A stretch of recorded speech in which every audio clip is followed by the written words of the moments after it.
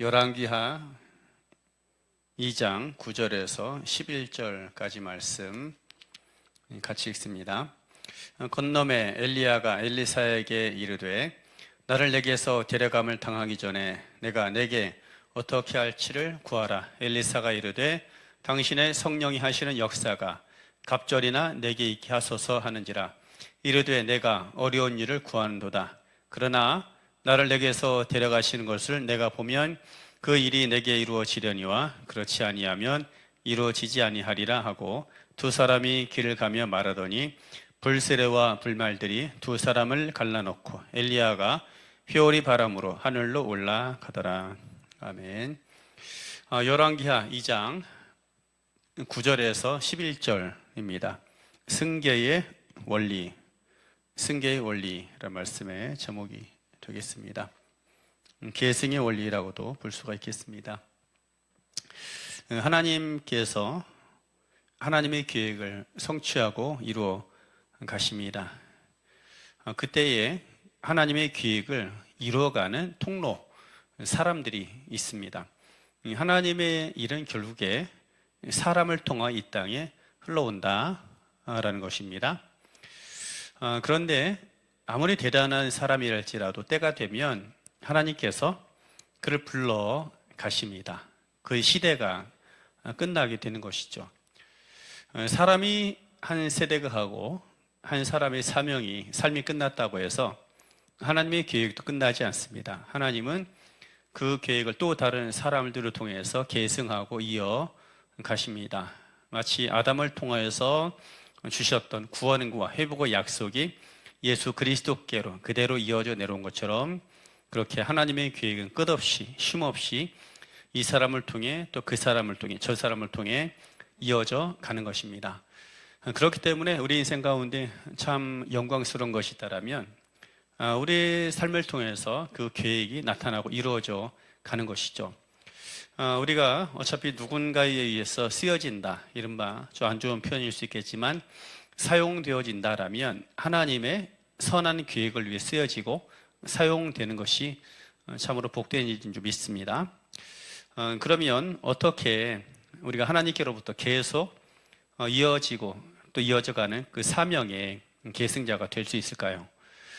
오늘 엘리야와 또 그 사역을 이어받았던 엘리사를 통해서 그 계승의 원리, 승계의 원리를 보여주고 있습니다. 그 계승을 위해 필요한 것이더라면 첫 번째로는 절박함입니다. 절박함이라는 것이죠. 이 사명을 이어가고 또 이뤄가기 위한 그 사명에 대한 절박함이 필요한 것입니다. 사실 엘리사 입장에서 보면 이미 그는 오래전부터 엘리야의 사명 계승자로 부름을 받았습니다. 그런데 그 일찌감치 계승자로 부름 받았다고 해서 저절로 그 사명을 이어갈 수 있는 것이 아니죠. 엘리야가 했었던 사역은 그 어두웠던 시대에 불이 되는 것입니다. 불이 되고 길이 되고 하나님의 뜻을 이뤄가는 하나님의 통로였던 것이죠. 그것은 명목상으로 엘리야가 너는 나의 다음 사역자다라고 지명한다고 해서 저절로 되는 것이 아닙니다. 성령께서 그와 함께 하셔야 되는 것이고 그를 통해 일하셔야 하는 것입니다. 엘리사 같은 경우 이것을 너무나 잘 알고 있었습니다. 일찌감치 계승자로 부름받았지만 명목상의 이름이 아니라 진정으로 내 안에 능력이 있어야 된다는 것이죠. 스승 엘리야에게 역사하셨던 하나님의 능력과 하나님 함께 하심이 여전히 나에게 있어야 된다라는 것입니다. 그래서 자신이 해야 될 일은 엘리야의 뒤를 이어받아서 또 신학적인 지식을 가지고 있다고 되는 것이 아니라 엘리야 안에 역사하셨던 성령의 능력이 함께 나타나야 한다는 것을 알고 있었습니다. 그래서 바로 그 능력을 구했던 것이죠. 그리고 그 능력이 없이는 계승자로서 진정한 사명을 감당할 수 없다라는 절박함을 가지고 있었던 것입니다. 결국에 엘리야가 엘리사를 지명하여 또 그렇게 엘리사가 이어받기로 되어졌다고 해서 자동으로 사명이 이어져 가는 것이 아닙니다. 그 안에 내가 이 사명을 정말 감당하기 원하고 이루기 원하고 온전히 감당하기 원하는 그 절박함이 있어야 하는 것입니다. 그 절박함이 엘리사로 하여금 끝까지 엘리야를 따라가게 했던 것이죠. 열왕기하 2장 말씀은 꽤 긴 본문인데 엘리야의 능력이 엘리사에게 계승되는 장면을 자세하게 설명을 하고 있습니다.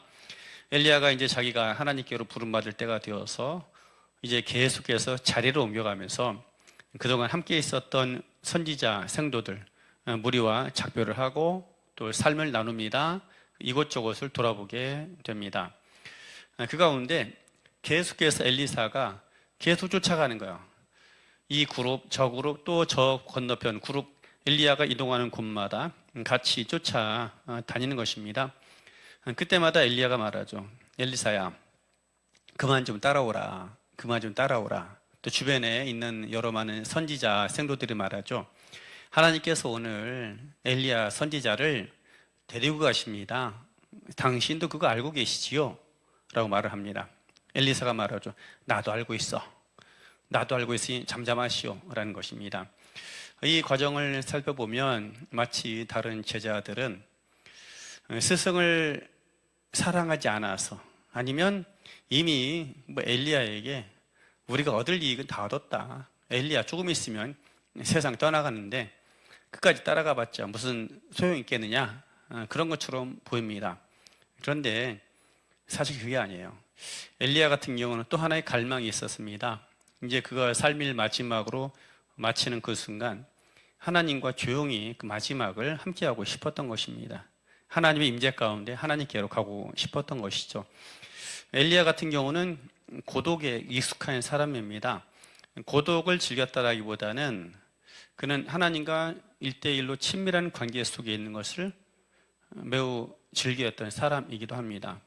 우리가 엘리야에 대해서 알아야 될 것은 그는 불같은 사람으로 함께 여러 많은 사람들을 불러 모으고 불같이 기도하고 능력을 나타냈던 사람이기도 합니다. 그러나 그는 하나님과 친밀하게 만날 줄 아는 그런 사람, 1대1로 하나님을 깊은 관계 가운데 대면할 줄 아는 사람이었다라는 것입니다. 그래서 그는 이제 자신의 마지막을 하나님과 그렇게 친밀한 관계 가운데 마지막으로 맞이하고 싶었던 것이죠. 그래서 이제 이것저것 많은 제자들을 만나면서 마지막으로 이제 홀로 이제 하나님께 대면하기 위한 길을 떠나고 있었던 것입니다. 다른 제자들이 선지자 생도들이 헤아렸던 것이 바로 그것이에요. 우리 스승이 하나님과 친밀한 교제 속에서 마지막 운명을 하기 원하는구나 라는 거죠. 그래서 하는 말이 그거예요. 엘리사요, 그만 따라가세요. 스승의 마음은 혼자 있고 싶다잖아요. 오늘 스승이 하나님께 불려갑니다. 그러니 마지막을 회방하지 말고 그냥 혼자 하나님과 조용히 대면할 수 있도록 회방하지 말고 좀 여기 같이 계세요. 그냥 같이 쫓아다니지 말고 머물러고 혼자 갈 수 있도록 두세요라는 그런 배려이기도 했을 것입니다. 그런데 엘리사가 말한 건 나도 알아, 나도 안다라는 거죠.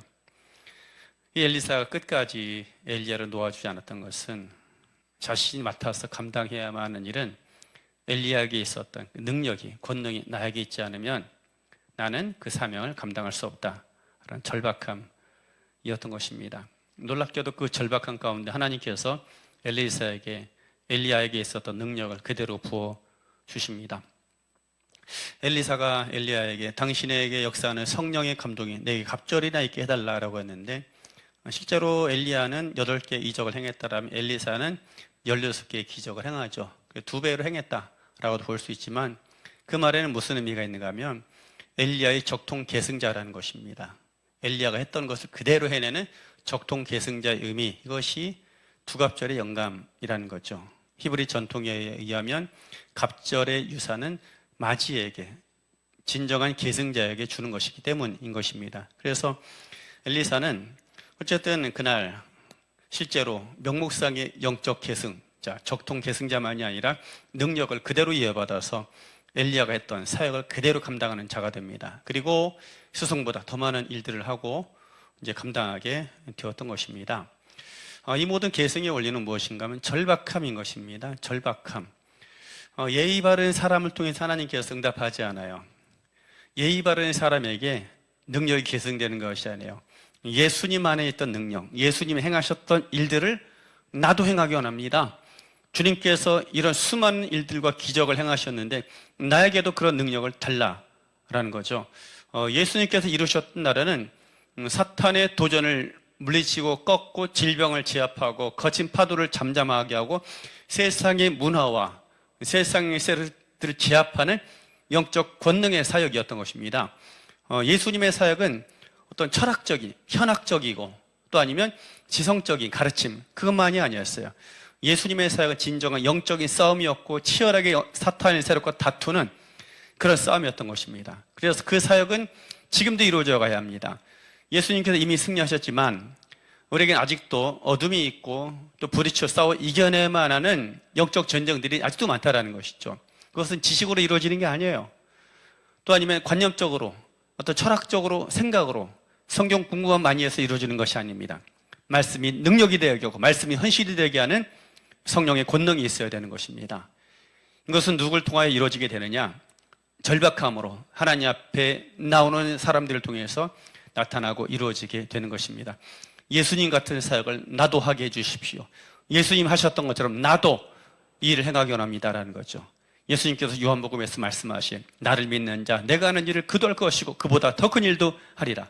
물론 예수님보다 더 위대한 사역을 한다라는 것은 아닙니다.